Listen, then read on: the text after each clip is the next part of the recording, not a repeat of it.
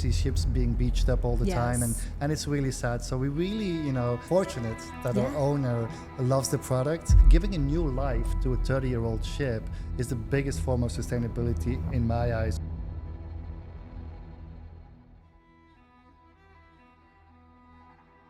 Next episode, which I am so excited about, because not only do I get to bring in my partner in crime, but I'm actually really excited to have a full episode dedicated to the one and only Stijn, our COO. Welcome, Stijn. Thanks, Janet. And by the way, thank you for bringing the ship model. The ship model has arrived. So Stijn, you're another cruise lifer. We've had actually several cruise lifers here on our podcast, Winds of Change, that we're piloting here. And so one of the things, and the first thing that I usually ask everyone is, tell me about your story overall. How did you land here at Windstar? Where did your love and passion for cruising all begin? Well, let's go back to how I started with cruising. And it wasn't actually, a lifelong dream of mine to end up on a cruise ship, but it happened to happen. I finalized my education in Belgium, and as part of that final degree, I was on an internship in the Middle East. Okay. They had offered me a position over there, and unfortunately, that's around the same time that 9/11 happened. Oh. So now I'm aging myself. So unfortunately, the job fell through, and I came back to Belgium, and my friends were talking to me about a seminar for cruise ships. And Okay. I thought, it's in Antwerp, let's go over, And I ended up applying, and in this January 2002, I joined my first ship as a waiter. Oh my goodness. And that was... Over 20 years ago. That is over 20 years ago. You started very young. Very young. I was very young.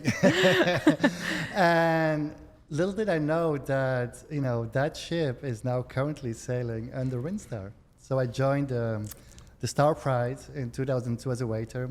And I started building my onboard career as a waiter, receptionist, crew purser, chief purser, before coming to Miami in the corporate office back in 2007.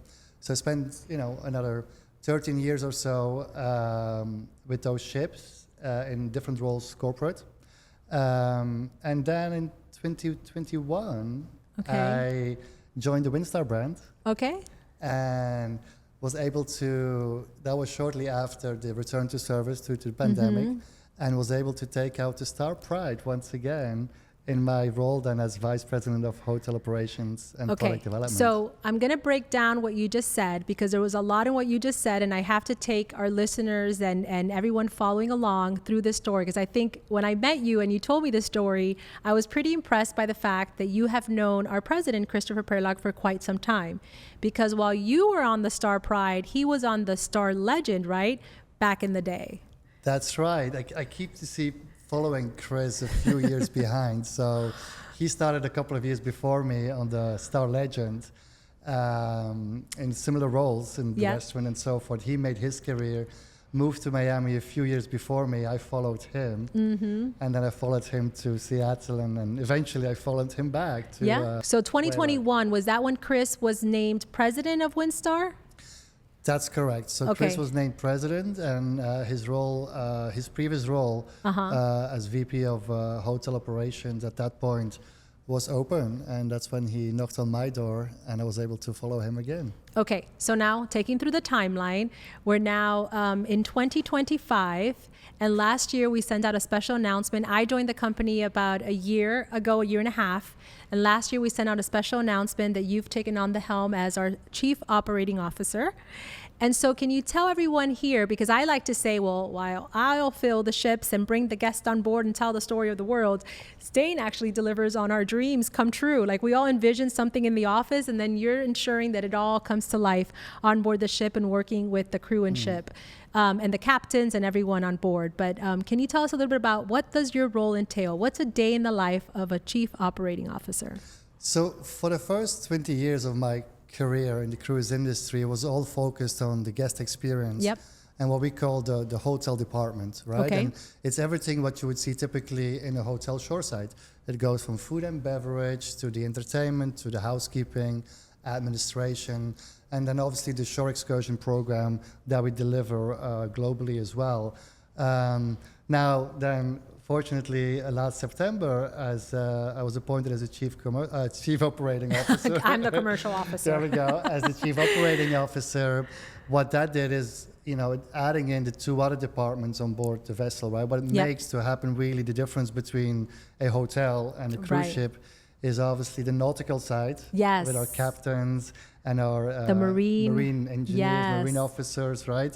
That sail the ship and make sure that everybody is safe and secure. And also the technical side of it with the engineering department. So even though for the first 20 years I worked closely with those departments, now I, have the fortune to actually, lead that team and really sail that ship all in the same direction. And it is fascinating, honestly.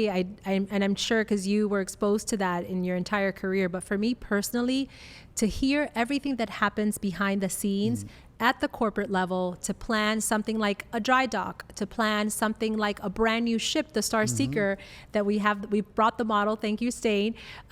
Here, everything that happens to bring to life before a guest steps on board the ship, there's so much technicality and so much coordination that happens. It is absolutely fascinating. And I just love hearing you all speak because most of you, we've talked about the Windstar difference. And for me personally as well, one of the things that set us apart is that we have corporate staff who's worked on board.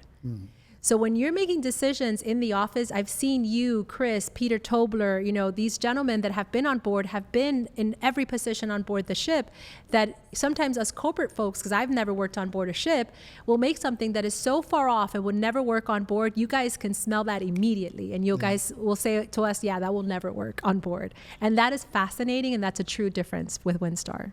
It is, and Janet, you asked me about the day in the life of the COO, and it is obviously very different. Every day is different and it has new challenges and experiences, but you can't run, and I think that's something I learned from Chris. He used to always say that and still say so. You can't run a cruise line from an office. No. Right? And even though, the time I spend in the office is a lot of meetings and, and emails and, the boring stuff of the corporate world, right? It's not boring. The fortunate side of my job is then really the traveling part and really connecting with our people. And when I say our people, it is definitely our team members, right? Yes. Our employees that, really make the product come to life. But it's also our guests that sail with us, hear from them what they appreciate or where we sometimes can improve or what they like and so forth, or what's their next destination looks like or their next dream looks like. So, and that's then really much hands-on and hearing from, from everybody and seeing, the product come to life is really then a different experience. And that's really what's the most exciting part about the role, obviously. It really is. Now, one thing that I know you're very proud of, because we're celebrating 10 years as the official cruise line of the James Beard Foundation, and you talked about the hotel operations side. By the way, we had Andreas Pitch as one of our guests here today. Fantastic. Yes, and he talked about he called in from the surf. And so, it's really wonderful to see, the culinary side of a small ship cruise. I think people have this perception of what eating on board a big cruise ship. We've talked a lot about, the Windstar difference. Can you talk a lot about, or, to the audience here, what does make the culinary experience at Windstar unique and different from what people may perceive it to be? Yeah, well, I think it's a few things, Janet. And one is obviously our collaboration with the James Beard Foundation. Because obviously these are highly renowned chefs in their own field here in North America. And when we look at those chefs, so the program consists of 3 or 4 chefs sailing once a year on our vessels, and that becomes a culinary themed cruise. But when we do the selection, it's really looking at the caliber. They're already great caliber chefs because they've been awarded the James Beard nominee or award. But it's looking what is their expertise, what's their background, and we often combine those. If they have a Scandinavian background, we would bring them into the Scandinavian cruises, obviously, and that allows us, to build a repertoire of recipes and menus that we can use throughout and adapt to the areas we sail in. Yes. This local cuisine and the local immersion of our product is one thing that sets us apart, and we can do that through great chefs. Through the James Beard Foundation, but also bring in that local aspect. In addition, and obviously allowing our onboard executive chefs to go to the local markets and pick up those local produce or specialities that can bring back on board and again feature the localness. And I don't think, on a larger scale, that's very hard to do. Yeah. And that brings us obviously, that makes us this a little bit more special. I couldn't agree with you more culinary is so special, but I think culinary is a big part of the places that we sail to, right? Mm-hmm. Whether you go to Tahiti or Europe, even within Europe itself, right? It's so different what they eat within these different countries and what you can source also, because it's not like we have these humongous freezers where you can store a lot of food, and so it has to be fresh.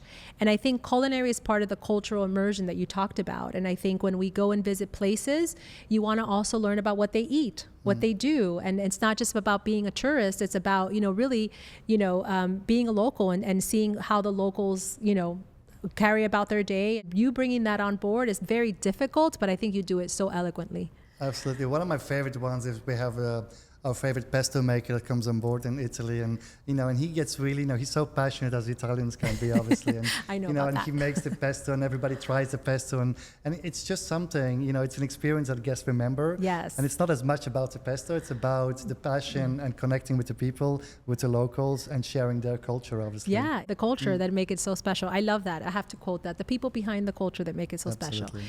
So we talked about the James Beard, we talked about culinary, but part of the product delivery is also all the activities that you offer guests on board the cruise and shoreside. So your team is also responsible for all the shore excursions that we curate and our guests get to select when they come on board. So can you tell me a little bit about what sets us apart from other cruise lines that also offer shore excursions? Absolutely. So first I want to go back a little bit on that local immersion, and we can guarantee on every sailing with Windstar there is some type of local immersion besides the food as well. And it's either a local dance group that comes on board, or again it's a local trio, or it's the pesto maker. So on every sailing with Windstar there is something that we bring on board that is really local.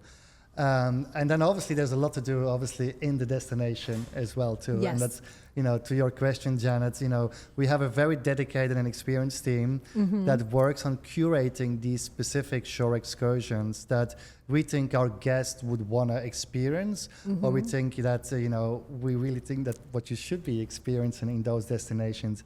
And again, we really try to curate them. And I specifically use that word because a lot of operators work with a lot of cruise lines. And again, when you go larger cruise lines, you often get what we call off-the-shelf product, where, we have smaller guests, we have smaller numbers, right? We curate tours from anywhere from 4 people to maximum 20, 25. So even if anything can be private too. I learned that the other day that you can take any group cruise, and if you want to do it private, we offer that. Absolutely. And we offer private vans with drivers, right. or curated excursions by yourself, as they are outlined as well. So I think there's a lot of work that goes hand in hand with the operators to say, look, we are a small cruise line.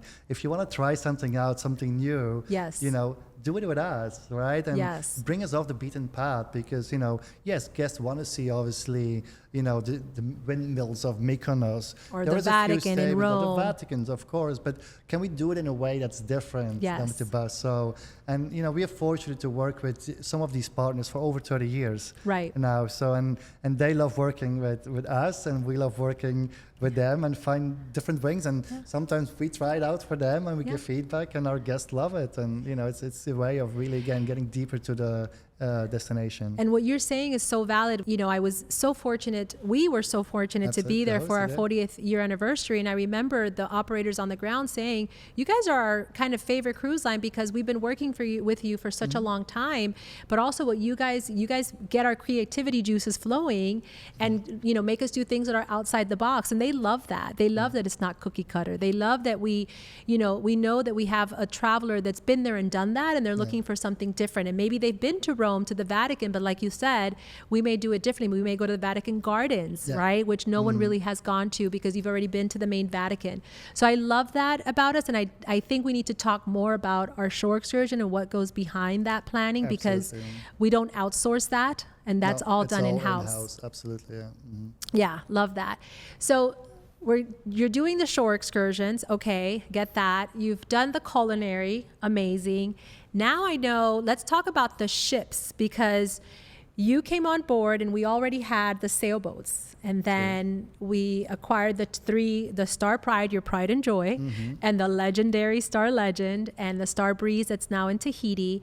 But these are ships that have been around for quite some time, and you've gotten a big budget to go and invest in it and do some work on these ships. Can you talk about what exactly are you doing to keep these ships as new and as gleaming beautiful as the day they first started to sail? Yeah, absolutely. And, in the industry and in general, we talk a lot about sustainability. Yes. But for me, taking a ship that's 30 plus years old and putting new life and investment in it, that's the biggest form of sustainability really you can do.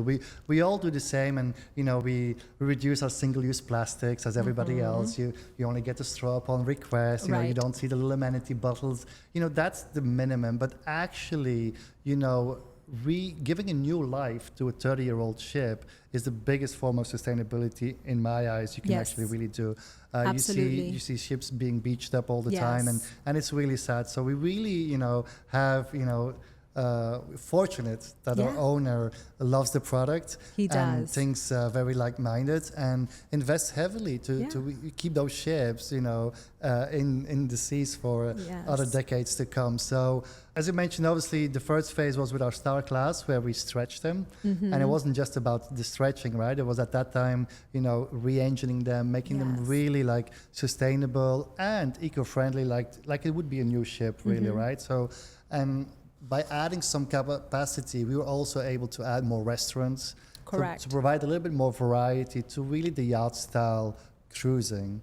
And these obviously post-pandemic, they came out as the reimagined Star class ships, and they've been doing really well in all the destinations they're sailing, whether it's in French Polynesia you mentioned, tropical, or year round in the Mediterranean. These ships are so suited for those type of itineraries, and they really but with the added venues, they really are a success with our guests, new and returning. We have to talk about our specialty restaurants, because we actually have spoken so much on these previous episodes, because you said it correct. A lot of cruise lines actually charge for specialty restaurants. They have these amazing experiences that you have to pay an upcharge to have a different experience that you would in the dining, the main dining. So can you tell me a little bit about our specialty restaurants that we have today and the ones that are coming as soon as right now? Because the Star Breeze being in dry dock, I know she's getting a new restaurant, and I don't think we've even spoken about that. No, this is hot off the press. Hot off the press. So you've heard it here first. Go ahead, Stijn. So obviously we have the main dining room that's always open seating. So again, there's no reservations required. There's no time allocations or so forth. So it's first come, first serve. Yes. But then we have on our Star class, we do have 2 specialty restaurants that we do require reservations for, because they're small restaurants. Right. One of them is... But you're guaranteed to at least experience it once on board the ship. It's not like if it's going to be sold out when you arrive and there's no reservations for you, because that's also an issue in some of the other brands that include them. So we obviously, everybody gets the opportunity to at least dine once. Yes. And then obviously there's open seating for the additional guest if you want to go back, obviously. Right. So we have a Candles restaurant, which is al fresco, and is more like an American traditional steakhouse. Right. So you can find your nice cuts of beef over there. Tomahawk steak. Our tomahawk steak and so the forth, famous tomahawk steak. And then we have our Quadro 44 restaurant, and that's where we're changing it up a little bit. Yes. And again, those restaurants, reservation required, but no upcharge, right? So as of February 1st, the Breeze Dry Dock, we are changing it up a little bit in Quadro. Quadro has been known for its Spanish-inspired cuisine, sharing. And it's had an amazing run, but in culinary you need to continue, trends evolve. You do. And with our restaurant, the Quadro is the ideal to become kind of more of a pop-up, and we can change it, not saying every year, but this is a restaurant that can change. So we're playing in new emerging trends. The restaurant will be called, moving forward, Basil and Bamboo. Basil and bamboo. He's basil, tomato, potato. And it will be a Mediterranean restaurant. Mediterranean. That is the new trend word. Absolutely. Mediterranean. I learned about this with you. Thank you very much for making me cool and up to date. Our culinary team have come up with an amazing menu that really is inspired by the Mediterranean cuisine, but then infused with our Asian cuisine as well. So excited. This was really, intended to change on our Seeker coming out as well. But as the Breeze comes out, has a dry dock right now happening. We will soft launch on Breeze, and then it will also actually follow on the remaining Star class as they go to their dry dock cycle later on in the year on Legend, and then Pride next year. So really excited about the new concept. And I'm so excited because I think that also speaks volumes about the work that you do and the team and all the planning that goes on. You said, you can just sit around and say, no, we're going to test it out in the Star Seeker and see how it goes. And you would have, and you said, no, the Star Breeze is going into dry dock. She's doing some mechanical updates like she's supposed to do. Why don't we just go ahead and invest and do bazo and bamboo also on the Star Breeze? And I think that is phenomenal that you will be doing that. So our guests going to Tahiti will be able to experience bazo and bamboo first this year. Yes. This year. Up in February. Okay. Oh my God, that's amazing. Okay. So we've talked about culinary, we've talked about the shore excursions, and we've talked about everything that makes the operation so beautiful. Now we've brushed on the Star Seeker. Can you tell me about, because I know that owner suite, we were talking about it today, and the way that you designed that owner suite, I remember when you came to us with the plans, and I just thought this is going to be genius. Talk about that owner suite, and we're going to show images of the owner suite that we're talking about. I know this is going to be like, we've already sold out of our Japan season. We're almost selling out of Alaska, but this suite in particular, if you want to have the experience of a lifetime on a ship, this is the one you want to book. Tell us why. I think that. I'm sure you think that too. Absolutely. Now, these suites, the Horizon suites, are truly going to be magnificent. And we refer to them as, or we call them the Horizon suites, because it's the only suites on our vessel, on our fleet actually, that actually will be looking aft. So correct. They're situated on the back of the ship. Right. Aft is the on back. The stern. Yes, the stern. And you really have a 90-degree, view looking aft of the vessel, right? So you'll see you sailing out, and some of the views obviously from your dining room or sitting area, but mainly from your bedroom area, where you really can wake up, with a mimosa in the morning and see the beautiful views and the oceans we're sailing in. So they also some of the it's wraparound balconies. The wraparound balcony, 90 degrees view, wraparound balcony. Ample space for dining, living, sleeping, obviously, a humongous bathroom. So they're really well laid out. Yes. And we were also able to connect them with the suite next door. So if you bring with your family or friends or close friends, you always have the opportunity to connect the second suite as well. And again, it just I forgot about that. It is connecting to the yes. Thank you for reminding me. So this will be the only connecting suite on our Star Explorer. Okay. And it's also the largest one with the best view. So definitely. It is. And you can even go. We have the marina that's known for. And I want to talk a little bit about the windsurf in just a moment. But you can actually view, to the marina. You have the best views of the beautiful sights around you, but also of the experiences happening around you. So exciting. Yes. Yeah. And so I love that you can walk into the suite. I know you open the door and you have views out there. You can ask for our room service to dine in your beautiful suite, and then you can go into your room, relax, and that's going to be beautiful. Yeah. And I know that it's going to be a guest favorite. I know it's going to be. So we've talked about the Star Seeker. You talked a little bit about the Star Pride, but I want to talk about the iconic Windstar, our iconic flagship. She is like the mother sail ship of all mother sail ships. And so she's just come off from a dry dock. And I know you spent some time during Christmas, like you spent your personal vacation on board the surf, but you actually spent some time even during dry dock, right? That, I feel like you spent a month there. It was almost a month actually. So besides Christmas, I spent birthdays over there, anniversaries over there. So yes. So Windsurf was scheduled for her large dry dock, 4-week dry dock, followed by a 2-week wet dock, with a lot of work being done. And obviously the most visible is those areas that are refurbished for our guests, right? Right. The public, the lounge. The public lounges, the public rooms, a lot of it was redone, from the Amphora restaurant to the yacht club to, the boutique, the pool bar, Compass Rose, a lot of areas were completely revamped.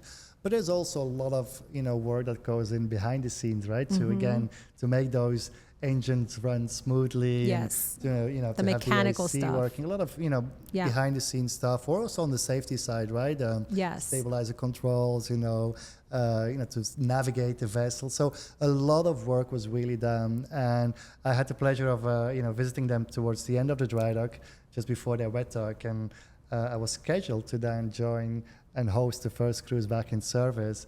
And I figured, well, why not make the Atlantic? And, Right. Because where was she in her dry dock? So the dry dock happened in Cadiz, Cadiz, Spain. that's right. Yes. And we were embarking our first guest in Barbados. Okay. St. Martin, sorry. St. Martin. So you did the Atlantic. And then I decided last minute to do the To Atlantic say. crossing. And it was really nice to, we can, nowadays you can work from anywhere, right? Yes. So I was able to keep up with, my meeting schedule that I was already, had in mind for Miami, while spending the mornings, as with the ship and with the ship officers and seeing the progress and connecting with them. So it was a great experience. And I want to actually. say you are the third person now that talks about still working while they're on board. So I just want to say for all of you who are working and think they can't take the time off because they are an entrepreneur, they're starting their business, they work too hard, they're an executive and they cannot take time off, you can come and still bring your family or your significant other and still work on board if you have to and check your emails. Absolutely. There was no issues with that. No. And, my timing of the day moved around a little bit Yes. as we were crossing the ocean. I was getting closer to Miami time zone. So in the beginning, I could work, around the ships without Right. interruption. And then you just As you adjust get your closer, schedule a little bit. But, that's exactly. it worked. So finishing up with the windsurf. So she's done the common areas, all the mechanical, all the behind the scenes that the guests will never see. And then the staterooms, I know we got 3 suites updated, but the staterooms, when will they be ready? I know that's So- like the magic question everyone's asking. Absolutely, yeah. So we upgraded our larger suites. Yes. So that's our officer suite, now referred to as our owner suite, just behind the bridge with a Yep. private entrance. And then also our large suites 502, 503, which are... So 501, 502, and 503 have been completely So remodeled. all the suites up on deck 5 have been Yes. completely remodeled. 2 of them have now best. become the Broadmoor and Sea Island suites. That's So that was right. the last in our series. So we have them now on all star-class ships, as well as on surf now. For the remaining staterooms on deck 1, 2, 3, that will be in her next phase. Her Yes. dry dock is scheduled at the end of 2026. Right. So we'll have to hold back a little bit. But in the meantime, we did, add in the new interactive TV. So even though the staterooms itself have not been fully updated, we did take the opportunity to obviously include the interactive TV system, Yes. as well as some soft refreshes such as drapery and so forth. So Yes. we did a little touch. A and little we did- touch-up. And the same in the corridors. We made sure there's new carpet and fresh wallpaper, Yes. new art. But the Yes. big enhancements or changeover will then happen in her phase 2 in 2026. But she is as beautiful as she has always been. And I think Absolutely. to sail on that ship, I think she's perfect just the way that she is. And she's going to Absolutely. only get better with age, as you hear from Stijn. So Stijn, I know it's been a long interview, but this has been so amazing to have you here. I really appreciate you taking time out of your very, very busy day and drive down here to film with us. I will tell you that I think one of the things that we want to do is pilot the podcast, of course, and hear from our guests and hear from our listeners and hear from our viewers where do you want to go next? What do you want us to talk about? This is being created for you. We know that you have lots of questions when it comes to selecting your next cruise vacation and even coming and joining us with Windstar. But we promise you that we're going to keep these types of conversations going. So the very last question that I've been asking everyone is, for all of our listeners, if they've never tried Windstar and you had to recommend one sailing for it to be their first sailing on Windstar Cruises, which sailing will that be? That's a very difficult one. And I know I definitely have to say Tahiti. Uh-huh. But I also want to change it up a little bit. I know No, said you already one. said Tahiti. No, just kidding. No. What is? I know you said one, but I Tahiti think has to always Tahiti, come again, up. Yes. With 35 plus experience in Tahiti, it's really what we do well, and Yes. it's amazing, and the connection with the locals is really amazing, and It is. But I would say also we just turned the year. People have New Year's resolutions. For 25, I said pick a wellness cruise. Yes. I think, relax a little bit, take time, step back, and we offer them. We have offering 5 this year, anywhere from Colombia, Cartagena in this side, or in Europe, whilst, it's still in the local seas Right. and in the Med, to, we have a beautiful one later on in the year from New York to the Bahamas. So if you have made resolutions, I love it. a wellness cruise for 2025, and then I will even give you one for 2026 as well. Okay, tell me which one. And this one is also near to my heart. It's the tulip season in Holland and Belgium. Okay, so I had Jess here already, and Jess mentioned that, and he said we don't talk enough about the fact that we're going to tulip season, and I know why you want. Go ahead, continue. No, because I just think it's an amazing, itinerary. Everybody talks about the tulip fields. And it's close to your homeland. In our previous itineraries, we kind of always came a little bit behind that season. So now, obviously, we are doing 3 turns, 3 sailings during from mid-April to early May. Perfect for the tulips. And it starts in Amsterdam overnight, but then it comes to my home country of Belgium. Okay, so that's what I thought you were going to say. Or I thought you were going to say because it winds up in Belgium. Of course, and obviously with Portugal in Bruges, which is the closest city to my hometown. But then overnight in Antwerp, which again is also amazing. So I think that's a very new itinerary that I think is really worth trying. I hope it sells out after this, because I think we haven't really spoken about it, and both you and Jess have brought it up, and that's kind of getting me thinking. I'm sure Madeline from our social media team, she's like, I haven't really been talking about that on our social media, so we will definitely ensure to bring attention to it because it is a beautiful itinerary. It is indeed. Stijn, thank you so much. This has been incredible. Really appreciate it. And I can't wait to welcome you back. We have a lot more to talk with you about, and I'm sure everyone's going to have lots of questions in the comments. So we will be bringing Stijn back. Don't you worry. And if you have any questions for him, put it in the comment box, and we will make sure to ask him the next time he comes and joins us. I look forward to it. Thanks, Janet. Bye-bye.